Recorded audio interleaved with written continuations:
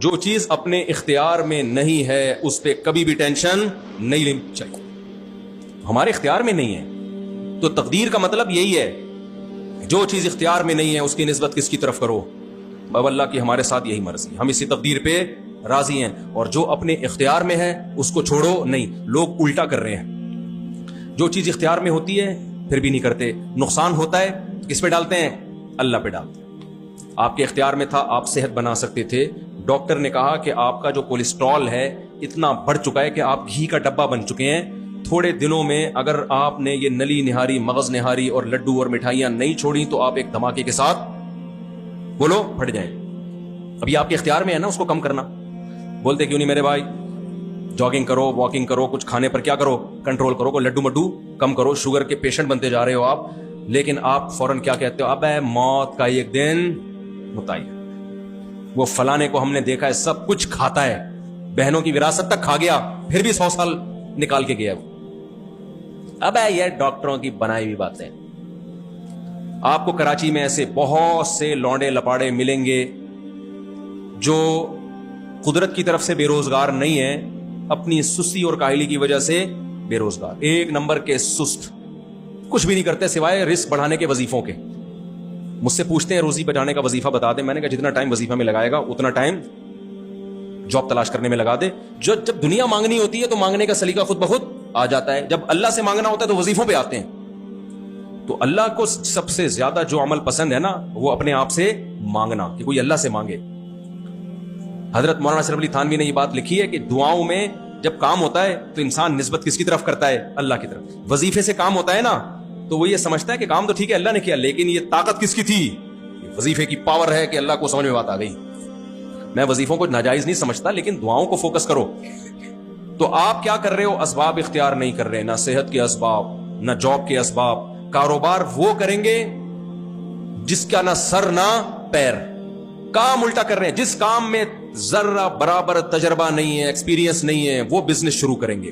کتنے لوگ ہیں میرے علم میں, ایک آپ کو پتا گولڈن شیک کے نام سے ایک وہ پالیسی گورنمنٹ کی نکلی تھی نا کہ ریٹائرمنٹ لو اور اتنا پیسہ لو. کتنے لوگوں نے اپنی زندگیاں برباد کر دی. کیا کیا ایک صاحب نے؟ پیسہ لیا, بیکری کھول لی. ہم ان سے کہہ رہے تھے آپ کو بیکری کا تجربہ ہے, آپ کے باپ دادا میں کوئی کیک بنانے والا بھی گزرا ہے؟ کوئی ایک ہے جس نے کبھی نمکین بسکٹ بنایا ہو؟ نہ جی. تو میرے بھائی جس کام کا سرے سے تجربہ نہیں ہے, لاکھوں روپے اس میں لا کے آپ ابتدا کر رہے ہو, اتنا بڑا رسک لے رہے ہو آپ.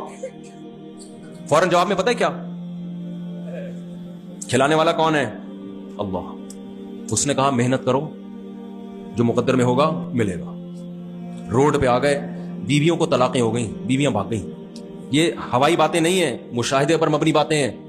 بھائی کس بے وقوف نے کہا کہ آپ کو بیکری کھولو؟ بیکری کے لیے پہلے کیا چاہیے؟ کسی بیکری والے کے پاس پہلے 2 سال جاب کرو. کتابوں سے نہیں کیک بنانے کے طریقے. وہ کیا کرتے, پہلے تو یوٹیوب کا زیادہ دور نہیں تھا, کتابوں سے کیک ایسے, بسکٹ ایسے, فلانا ایسے, اور پھر ملازموں کے حوالے کر دیا. یہ تو حماقت در حماقت ہو گئی کہ نہیں ہو گئی؟ تو اس طرح کے ہمارے ہاں حرکتیں ہو رہی ہوتی ہیں, اور پھر نظر کس پہ رکھتے ہیں؟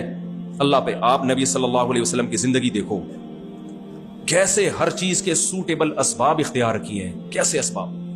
نبی صلی اللہ علیہ وسلم کی آپ سیرت دیکھیں.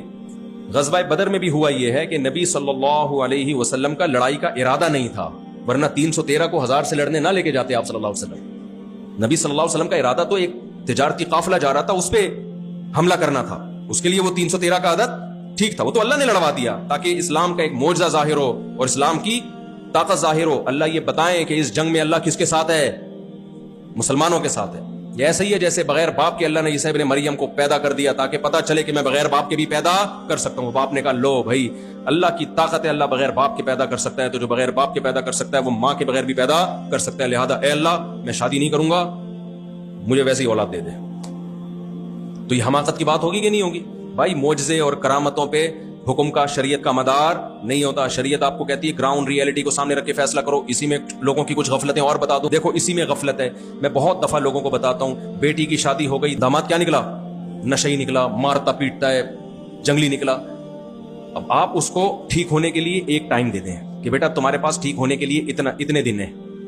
لوگ کیا کرتے ہیں 10 سال 15 سال. ایسے ہی ایک صاحب نے کیا, ان کی بیٹی کا شوہر نشہ کرتا ہے, شراب پیتا ہے, مارتا ہے, پیٹتا ہے. تو کہتے ہیں میں نے 25 سے 30 سال لگا دیے اس امید پر کہ دل کس کے ہاتھ میں ہے؟ بولو اللہ ٹھیک کرے گا. اللہ کے ہاتھ, اللہ کے لیے کچھ بھی مشکل نہیں ہے. میں نے کہا واقعتاً اللہ کے لیے مشکل نہیں ہے. وہ چاہے تو آپ کے داماد کو ٹھیک کر دیتا, لیکن اللہ نے کہاں لکھا ہے, کہاں کہا ہے کہ میں اس کو ٹھیک کروں گا کمبخت کو؟ کہیں اللہ نے کہا ہے؟ اللہ نے وعدہ کیا ہوتا ہے نا, تو محنت کرتے رہو تو میں ٹھیک کر دوں گا. بھائی ٹھیک کرنا اللہ کے ہاتھ میں ہے, تو یہ اس کی دلیل ہے کہ آپ اس کو ہٹا لو, آپ طلاق لے لو, کیونکہ ہمارے ہاتھ میں نہیں ہے. تو جو کام اللہ کے ہاتھ میں ہے تو ہمیں کیا پتا اللہ وہ کرے گا کہ نہیں کرے گا. سمجھ میں نہیں آ رہی میرا خیال ہے بات. تو ہم تو گراؤنڈ ریئلٹی کو دیکھ کے فیصلہ کریں گے. بھائی 2 سال ٹھیک ہونے کے لیے بہت ہوتے ہیں, ٹھیک ہو گیا صحیح ہے, نہیں تو خلا لیا جائے گا, اس سے علیحدگی لی جائے گی. تو ان کی بچی دماغی توازن کھو بیٹھی تھی, پھر آئے تھے مشورہ لینے کے لیے کہ اللہ ٹھیک کرے گا کہ نہیں کرے گا, آپ کی کیا خیال ہے؟ میں نے کہا اللہ نے اس کو ٹھیک کیا نہیں کیا, تمہاری بچی کو اللہ نے تمہاری حماقتوں سے پاگل کر دیا ہے, اور اس کا اللہ قیامت میں تم سے حساب لے گا کہ سب اس کے ذریعہ کون بنے ہو؟ تم بنے ہو. تو خوب سمجھ لیں, اعتدال شریعت میں اسی کا نام ہے کہ جو چیز آپ کے اختیار میں نہیں ہے اس کے پیچھے مت پڑو, اور جو چیز اختیار میں ہے اس میں کوتاہی مت کرو.